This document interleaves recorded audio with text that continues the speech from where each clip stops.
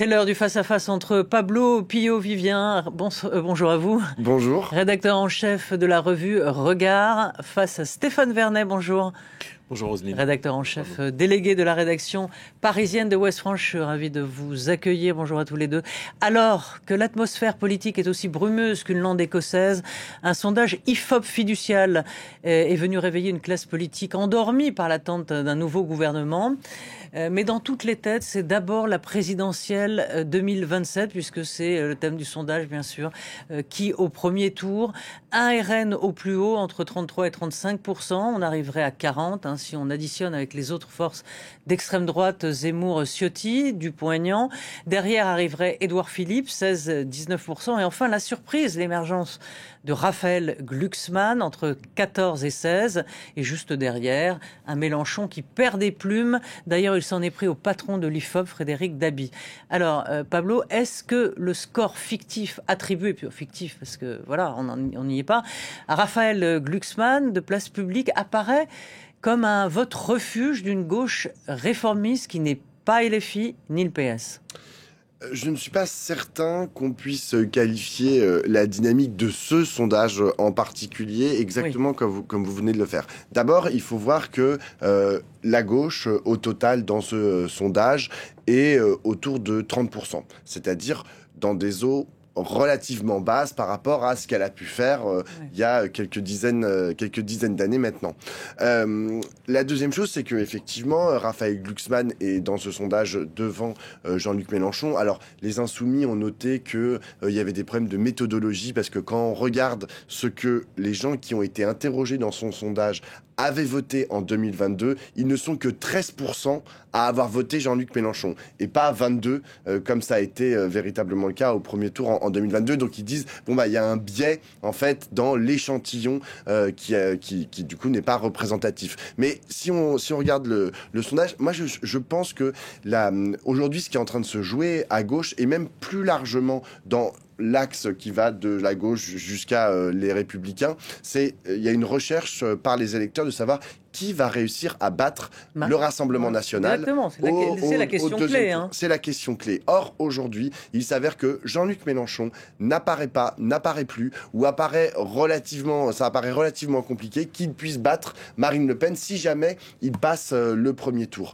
Est-ce que Raphaël Glucksmann peut réussir à incarner cette possibilité de gagner contre Marine Le Pen au second tour? Apparemment non.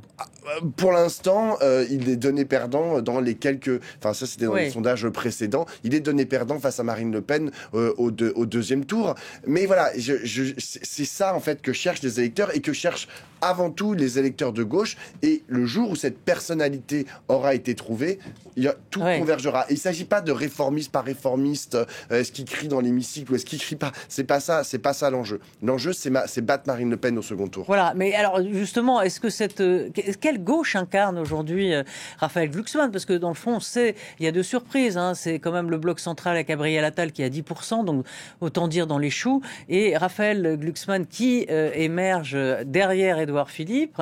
Donc, c'est quelle gauche, selon vous Des choses, c'est à rien. Je vais vous dire, Roselyne, en fait, je vous rappelle que Ouest France, en fait, a pris la décision, il y a déjà un moment, de ne plus commenter du tout ce type de sondage. Au revoir. Non, mais parce que ce genre de sondage, ce type de sondage n'a aucune valeur, aucun sens parce qu'il y a pas et aucun intérêt en réalité. Ça nous parle pas de. Faites bien de le dire. Ça nous parle pas d'élection présidentielle. En fait, la question, c'est si vous aviez à voter dimanche prochain, au premier tour de l'élection présidentielle, pour qui voteriez-vous? En fait, la réalité, c'est que l'élection présidentielle, elle n'a pas lieu dimanche prochain, mais a priori en 2027, et qu'en fait, ça nous donne une photo de ce que les gens pensent aujourd'hui, et ça ne présume en rien de ce qui va se passer d'ici 2 ans. Et ce type de sondage, typiquement, est fait pour, en réalité, mettre en avant des gens dans des logiques internes par rapport à la future élection, pour les pousser en avant ou pour... Vous dire une complicité des sondeurs, alors? Non, alors ça je me permettrais pas. D'accord. C'est pas ce que je veux dire. Mais en fait, ce sondage-là, il a d'autant moins de sens qu'il est plein de biais, en fait. Il y a aucun candidat d'Europe Écologie Les Verts qui est testé, par exemple. Ça n'a pas de sens. Il y a un certain nombre de candidats qui sont mis sur la table, qui sont dans le panel. Je ne suis pas certain qu'ils vont se représenter pour la énième fois à l'élection présidentielle. Je sais pas, il y a Nicolas Dupont-Aignan dedans, Dominique de Pourquoi pas Villepin. les Verts, ouais, c'est quand même. Non mais enfin, tu considères que ça va avec LFI ? Pour moi, il y a vraiment, enfin, je veux dire, voilà, c'est fait pour dire quoi ? C'est fait pour effectivement accréditer l'idée ou la thèse qu'un Jean-Luc Mélenchon passerait pas à la barre du premier tour. Et c'est ce qui est très critiqué par la France insoumise, qui dit oui, mais Jean-Luc Mélenchon, en fait, il a, dans ce type de sondage, il est testé très bas au départ, mais à la faveur de la campagne de ses qualités d'orateur, etc., sa capacité de conviction, il renverse la table, il gagne 10 points entre les débuts des mesures et la fin, et donc ça veut rien dire. Et sur le cas Raphaël Glucksmann, c'est très intéressant, mais en même temps, si vous voulez, si vous regardez les différentes hypothèses, il passe pas non plus la barre il passe pas la barre non plus du second tour, puisque en fait, pour qu'il passe il ne passerait la barre du second tour que si et seulement si Édouard Philippe ne se présentait pas, en gros, c'est ça en fait. Donc plein de. Donc, enfin, je veux dire, ça fait tellement de si que, encore une fois, ça n'a aucun sens, si ce n'est, encore, j'insiste, de pousser l'idée que il faudrait choisir un tel ou un tel au détriment de tel ou tel autre. Et pourquoi est-ce que c'est une arme d'influence, oui. Non mais justement, pourquoi est-ce qu'on en est là ?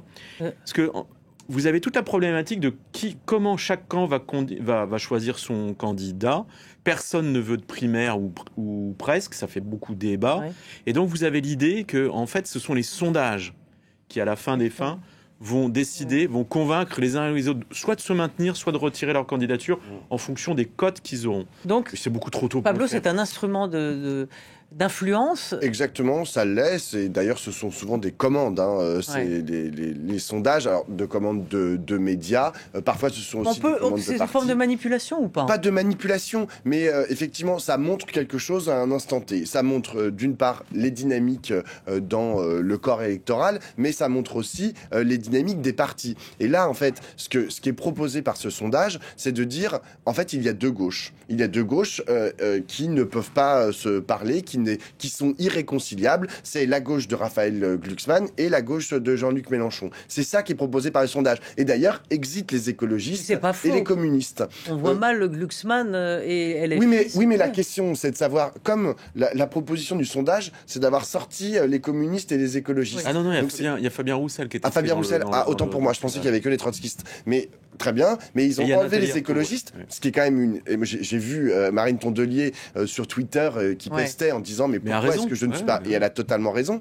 Mais en fait, du coup, ce que le sondage dit, c'est en fait, les écologistes, ils vont devoir choisir un camp. Ils vont devoir choisir, ou bien ils vont avec les écolos, ou bien ils vont avec Raphaël Glucksmann, ou bien ils vont avec Jean-Luc Mélenchon. Ce qui n'est aujourd'hui pas tellement dans c'est assez pas tellement dans la tête, oui. Mais c'est pas dans la tête des écologistes. Aujourd'hui, les écologistes, les socialistes, Olivier Faure, il est encore il est le premier secrétaire du Parti socialiste. Il est où idéologiquement ? Mais ce qu'il veut, c'est une primaire. Il est à gauche et il le rappelle sans arrêt, Olivier Faure, que ce qu'il veut, c'est une primaire de la gauche. Ce qu'il veut, c'est un candidat commun de la gauche. Il ne veut pas, en fait, précisément, ces divisions qui nécessairement aboutirait à la défaite de la gauche au premier tour de l'élection présidentielle. Et il y a beaucoup de gens qui font des plans sur la comète et qui font dire aux socialistes ce qu'ils ne disent pas. Aujourd'hui, les socialistes, et d'ailleurs les écologistes aussi, ils l'ont voté en bureau national, ils sont partisans d'une primaire à gauche. Savoir si elle se fera un jour, c'est une autre question, mais en tout cas, aujourd'hui, on est au début du mois d'octobre 2025, vous avez ces deux partis, le Parti socialiste et Europe Écologie Les Verts, qui veulent une primaire. Ouais. Et avec quand même l'enseignement aussi, mais ça on n'avait pas besoin du sondage pour s'en rendre compte, que le bloc central est écrabouillé aujourd'hui entre les mâchoires soit des extrêmes, soit des anciens partis de gouvernement qui peuvent, dans une certaine mesure, redresser la tête. Mais le centre aujourd'hui, c'est quoi ? Ça reste le ventre mou de la vie politique française. Ce que voulait Giscard, c'est-à-dire dire 2 Français sur 3 sont centristes. Aujourd'hui, c'est 3 Français sur 4 qui détestent Emmanuel Macron avec son en même temps. Donc le centre, le macronisme est voué à mourir de sa belle mort, ou il peut toujours exister un centre qui fera affaire effectivement avec la droite. Il peut toujours exister un centre, parce que quand vous regardez ce sondage, que je ne vais pas commenter encore une fois, mais vous avez dans la moitié des scénarios, vous avez Édouard Philippe qui est qualifié pour le second tour. Donc en fait, vous pouvez. Édouard Philippe qui dit pas un mot quand même. Oui, non, mais alors. On n'entend pas. Je vais redire un certain nombre de choses qu'on dit beaucoup, mais à mon avis pas assez. Il faut insister. On vit dans un pays dans lequel là, vous avez il y a eu une explosion de l'offre politique et du paysage politique. Vous avez beaucoup de gens qui considèrent que tout ça est de la faute d'Emmanuel Macron, que c'est lui qui a provoqué la tripartition, les trois blocs, etc. Pas du tout. En fait, il a été élu grâce à ce processus qui a commencé avant lui. C'est vrai. Et qui va lui survivre. Et il a été élu comment ? Il a été élu 2 fois, en 2017 et en 2022, parce qu'au deuxième tour, il est face à Marine Le Pen. On sait qu'en 2027 ou avant, si les élections sont anticipées, vous aurez à nouveau le candidat ou la candidate du Rassemblement national qui sera au deuxième tour. Parce que quand vous avez une base électorale qui vous donne d'office un électeur sur 3 qui vote pour vous, pour votre parti, quel que soit le candidat, les affaires ou quoi que ce soit, et le programme, de toute façon, cet électorat-là, il est acquis, il votera pour un candidat ou une candidate Rassemblement national au premier tour. Vous savez qu'il y aura un des 2 strapontins pour la finale qui sera occupé par le Rassemblement national. La question, c'est celui ou celle qui sera en face a toutes les chances d'être élu présidente de la République. Et donc, en fait, par rejet, parce que ce qui s'est passé en 2017 et en 2022, c'est ça. Ouais. On a un président de la République qui est élu par défaut, c'est-à-dire au sens où il est élu pour que ce ne soit pas le candidat ou la candidate du Rassemblement national qui est l'Élysée. On peut très bien avoir le même schéma la prochaine fois, c'est-à-dire le deuxième finaliste, celui qui est en face du Rassemblement national, qui gagne par défaut, et après, une Assemblée nationale qui reste complètement éparpillée, où il n'y a pas de majorité, parce que le choix du président ou de la présidente se fera par défaut, et non pas par adhésion au projet proposé. Moi, ce que je pense, c'est que le problème du socle commun, ou de ce qu'il en reste, c'est-à-dire plus grand-chose, puisque tout le monde se déteste à l'intérieur de ce socle commun, précisément en vue des présidentielles 2027, un gros problème, un double problème. Il a d'abord un problème d'identité, c'est-à-dire que aujourd'hui, on est bien en peine en fait de définir ce que c'est que le macronisme, ce qu'il reste du macronisme. Il y avait une proposition en 2016-2017 pendant la campagne d'Emmanuel Macron où il avait écrit un bouquin qui s'appelait Révolution, dans lequel il essayait de dessiner la Startup Nation, etc., la politique pro-business. Ça, c'est ce qu'il a réussi à faire pendant 8 ans. Les 8 ans qu'il a été au pouvoir, Emmanuel Macron, c'est ça qu'il a essayé de faire. Le seul problème, c'est qu'en dehors de cela, c'est un objet qui reste pour les Français et les Françaises. C'était dans une étude d'opinion de je ne sais plus quel centre de sondage il y a quelques mois. Les Français ont énormément de mal à définir ce que c'est que le macronisme. Ils ne savent pas ce que c'est. Donc, parce qu'il l'a pas expliqué. Il l'a pas expliqué, il l'a pas réexpliqué. Même si on sait ce que ça veut dire. Enfin, c'est une politique pro-business, c'est-à-dire genre on va baisser les impôts, une politique de l'offre, on va baisser les impôts des entreprises pour permettre à la créativité de ces forces productives de se développer le plus avant. On voit les résultats aujourd'hui qui sont quand même pas très probants, ni en termes d'emploi, ni en termes de croissance, ni en termes de ce que vous voulez, ni en termes de dette, bien sûr. Et donc, il y a ce problème d'identité qui est pas clair. C'est Jean-Philippe Tanguy qui disait hier, du Rassemblement national, qui disait hier, de toute façon, franchement, à part nous et Jean-Luc Mélenchon, il n'y a pas grand monde, en fait, qui a un projet très clair. Je pense que sur ce point, il n'a pas tout à fait tort. Oui, c'est pour ça que je disais, le centre s'est pris entre ces deux mâchoires, et noix écrabouillées. Tout à fait. Entre les mâchoires. Mais à mon sens, il y a un autre problème, de ce centre, en fait, c'est précisément l'héritage du macronisme. C'est-à-dire que c'est exactement ce qui s'est passé sous le quinquennat François Hollande, et qui a fait que après le candidat socialiste a fait 6% à l'élection présidentielle, c'était Benoît Hamon en 2017. Eh bien, le candidat qui sera issu ou qui sera considéré comme étant l'héritier d'Emmanuel Macron, ce qui peut être le cas d'Édouard Philippe, ce qui peut être le cas de Gabriel Attal, ce qui peut être le cas de je ne sais pas qui, quand bien même il dirait « j'ai envie de prendre mes distances par rapport à ce qui s'est fait pendant les 2 quinquennats d'Emmanuel Macron », ce qu'avait fait, entre parenthèses, Benoît Hamon. Hein. Benoît Hamon, il faisait partie des frondeurs, il faisait partie de ceux qui critiquaient ce qui avait été fait par François Hollande, etc., lorsqu'il a été candidat en 2017. Le problème, c'est que là, bon, Gabriel Attal, Édouard Philippe et compagnie, lorsqu'ils vont se présenter, les gens vont dire « Ah bah merci, une troisième fois Macron, un troisième quinquennat d'Emmanuel Macron, mais nous n'en voulons plus. Ouais. » Donc ils vont aussi payer cet héritage qui, aujourd'hui, est très lourd. Vous avez rappelé, Roselyne, le rejet que suscite Emmanuel Macron parmi les Français et les Françaises. Et avec un Rassemblement national qui est en train de devenir un parti d'alternance, un vote d'alternance.